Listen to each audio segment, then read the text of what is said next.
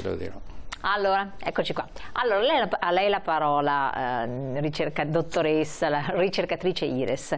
Il posto conta, e questa è una bella anche provocazione, tra l'altro, perché fa fare tante riflessioni a chi dà per scontato il luogo dove si trova, e così invece non è, perché ci sono posti bellissimi, però che hanno degli inconvenienti. Allora, ci racconti un attimo questa ricerca. La ricerca che abbiamo svolto l'ho svolta in collaborazione con un gruppo di ricerca IRES che vede appunto tra i partecipanti a questo gruppo il dottore Igino Canale, la dottoressa Chiara Gargiulo e la dottoressa Patrizia Daneluzzo. Quindi è stato un lavoro di squadra che è sorta appunto sorta in base a delle sollecitazioni. Da una parte c'è stata una precedente indagine fatta appunto sulle condizioni dei lavoratori, soprattutto i lavoratori dell'ADI, che devono recarsi con difficoltà ad assistere i pazienti all'interno del territorio, un territorio difficile da percorrere. Quindi la necessità da parte degli operatori di agire tempestivamente e quindi in un certo qual senso di assistere i pazienti in condizioni di appropriatezza. Quindi questa è stata una prima sollecitazione. La seconda sollecitazione importante che ci ha spinto proprio ad indagare il tema dell'accessibilità sono in un certo qual senso le disposizioni diciamo, del Piano Nazionale di Ripresa e Resilienza, il quale definisce molto spesso l'assistenza di prossimità e quindi auspica un modello di assistenza che sia più vicino possibile ai cittadini e che possa in qualche modo appunto corrispondere meglio ai bisogni di salute dei cittadini. Proprio per questo ci siamo posti la domanda di che cosa volesse significare in un territorio come quello appunto di Venezia insulare l'accessibilità ai servizi sanitari, e un'accessibilità che noi abbiamo indagato a 360 gradi, quindi non soltanto nel suo significato direi proprio più operativo, perché non ci siamo occupati semplicemente della distanza temporale o la distanza in chilometri tra la residenza dell'utente e le strutture sanitarie, ma abbiamo cercato anche di indagare appunto quelle che sono l'esperienza e anche le preferenze, il modo con cui poi questa accessibilità viene vissuta da parte di coloro che necessitano di assistenza e di cura. E l'abbiamo fatto appunto cercando da una parte di analizzare, diciamo così, sia il contesto della città di Venezia insulare, ma anche appunto cercando attraverso un'indagine di analizzare quelli che erano i bisogni di salute della popolazione. Infatti, vediamo la slide successiva, chiedo alla regia io, perché fa appunto uno spaccato di quella che è la popolazione anziana, ed è questo che fa capire quello che lei sta dicendo. Infatti inizialmente siamo proprio partiti con un'analisi molto specifica del contesto appunto veneziano, ci siamo occupati naturalmente di tutti gli aspetti demografici, degli aspetti socio-economici, abbiamo appunto trattato, abbiamo visto qual è, oltre che al peso della componente appunto degli anziani all'interno del territorio, ci siamo occupati anche proprio della composizione delle famiglie, perché anche il peso delle famiglie unipersonali ha la sua rilevanza nel momento in cui noi abbiamo bisogno di assistenza e ci approcciamo appunto ai servizi sanitari. Un dato che posso citare appunto è che le famiglie unicomponenti sono circa il 50% nel territorio del centro storico e sono il 43% nell'estuario, quindi direi un peso abbastanza rilevante. Abbiamo poi affrontato... Quindi vuol dire una persona che vive da sola?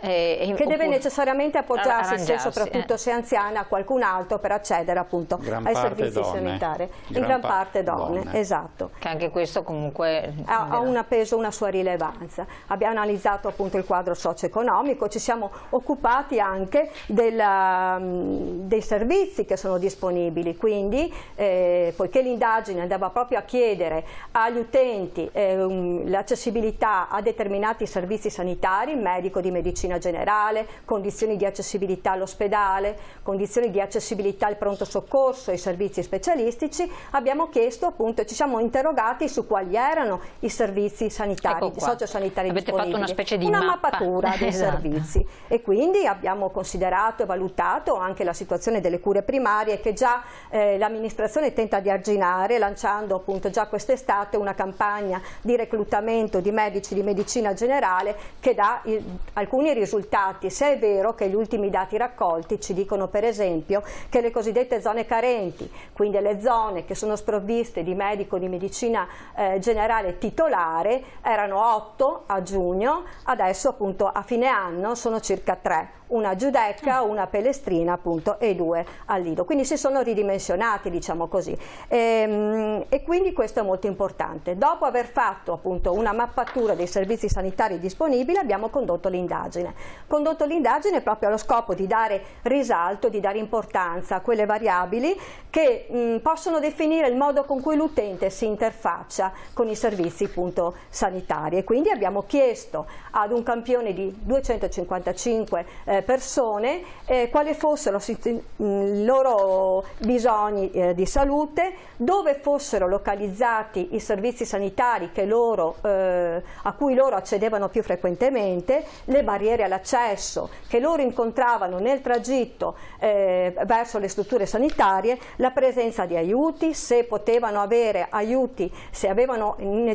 caso di necessità l'aiuto di qualche familiare o comunque di qualche caregiver. Vediamo infatti lo slide successiva che parla appunto di questa indagine del questionario, così quindi mentre lei ci racconta i nostri telespettatori possono fare anche focus su queste tematiche. E poi abbiamo chiesto soprattutto anche il livello di soddisfazione, cioè quale fosse il livello di soddisfazione non soltanto verso i servizi sanitari presenti all'interno del territorio, ma anche verso il sistema trasportistico locale, che è molto importante. Quindi a un'indagine abbiamo detto tutto campo e un'accessibilità analizzata proprio come percorso che il paziente fa dalla residenza alla struttura sanitaria e all'interno della quale si rilevano appunto quelli che sono anche gli elementi di ostacolo, gli elementi di soddisfazione dal punto di vista dell'utente. Io li trovo un attimo, perché voi un'altra domanda che avete posto è quella della città sostenibile, sempre come in premessa, no? Cioè se è considerata una città sostenibile. Ed è anche molto interessante per gli aspetti positivi e gli aspetti negativi che ne sono emersi, no? Perché fa capire anche un po' in che realtà si sentono collocati i cittadini.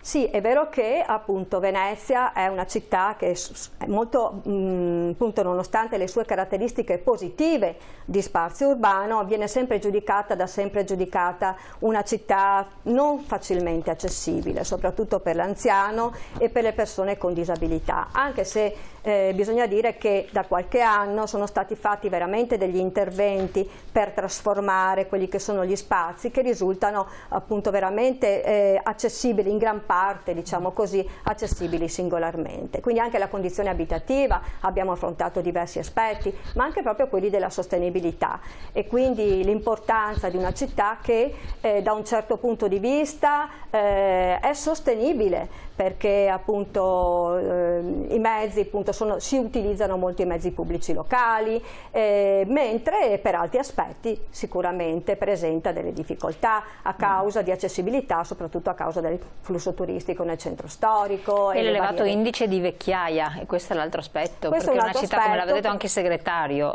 purtroppo...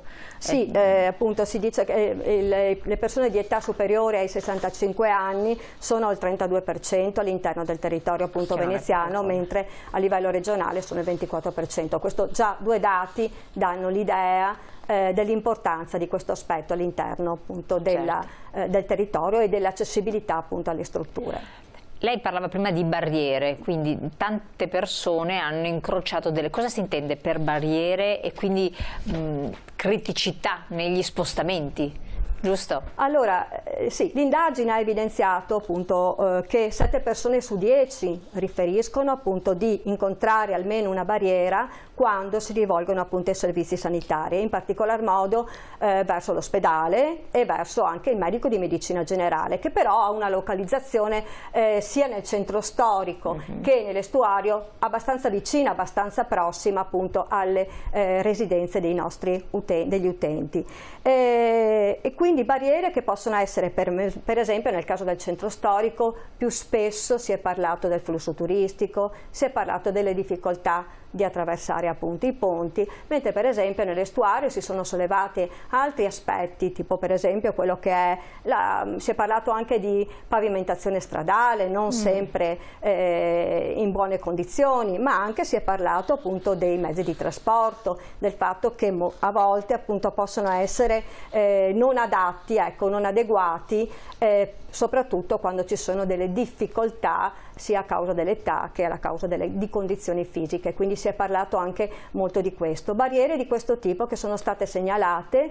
Lì però può intervenire il comune sostanzialmente, perché si tratta di rendere più fruibile il trasporto pubblico o agevolare i residenti o gli anziani o chi ha difficoltà, e poi effettuare i lavori di ripristino di tutto quello che risulta di ostacolo a una mobilità più fragile, no? Quindi lì è competenza del comune. Segretario. Sì, beh, certo abbiamo una pluralità di soggetti che sono coinvolti. Si pensi all'importanza dell'assessorato alle politiche sociali del comune che, ripeto, tradizionalmente a Venezia svolge un ruolo. Oggi noi non dobbiamo registrare anche che c'è un problema di finanziamento verso gli enti locali, di uso delle risorse, perché se le strade sono sconnesse, se i ponti, si pensi alla polemica che c'è stata con l'Ovo Via di fianco al ponte di Calatrava, che è all'inizio della città, ma la città è disseminata dai ponti. Quando una persona è anziana che ha, ovviamente la città è disseminata di ponti e non a caso, diciamo, l'approfondimento sull'aspetto, diciamo, della mobilità è uno degli aspetti centrali, è la criticità, cioè i traghetti sono sempre pieni. È stato fatto quel piccolo intervento che ha un suo significato, degli accessi riservati agli abitanti di Venezia, ma poi nel traghetto, nella calca, nel pieno del turismo, questa differenziazione di accesso ha poco significato. Chi va a Venezia, come ci capita spesso, noi vediamo forse molto di più, perché essendo esterni vediamo un affollamento straordinariamente grande, e bisogna tenere presente che a Venezia o ti muovi così o non ti muovi, cioè, non è che poi deve farsi i chilometri altrimenti, no, è vero. Tornando un po' anche alla ricerca, che cosa è emersa però tutto sommato? Soddisfazione verso i servizi sanitari, questo è anche un aspetto positivo per la città, no? Sì, è stata espressa all'interno della ricerca, abbiamo rilevato questa generale soddisfazione verso i servizi sanitari e circa il 40% di quelli intervistati però hanno definito qualche variabile di insoddisfazione, qualche aspetto di insoddisfazione verso almeno uno dei servizi sanitari. Si è parlato la percentuale più elevata per le donne, le quali appunto hanno con un profilo socio-economico un pochino più svantaggiato. Quelli che sono emersi come aspetti veramente importanti e fondamentali è che i servizi verso i quali c'è una maggiore insoddisfazione, naturalmente i servizi ospedalieri, gli accessi a pronto soccorso, a causa di variabili come tempi di attesa, che per quindi esempio, sono universali. Esatto, universali.